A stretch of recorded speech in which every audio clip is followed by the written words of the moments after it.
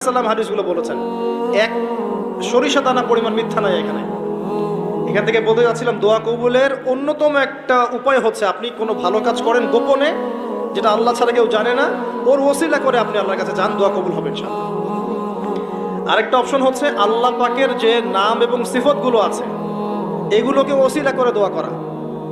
যেমন, আল্লাহ তোমার রহমান নামের ওসিলায় আমি তোমার কাছে দয়া চাচ্ছি, তোমার আল গফুর নামের ওসিলায় আমি ক্ষমা চাচ্ছি, তোমার আর রাজ্জাক নামের ওসিলায় আমি রিজিক চাচ্ছি, ওয়াহাব নামের ওসিলায় আমি সন্তান চাচ্ছি, ইত্যাদি।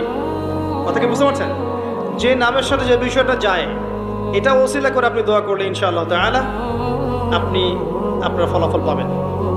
আর একটা সবচেয়ে বড় অস্ত্র শিখিয়ে দিচ্ছি, এটা আমি কাউকে শিখাইনি আজ পর্যন্ত, আজকেই প্রথম। এবং আমি আমার জীবনে দেখেছি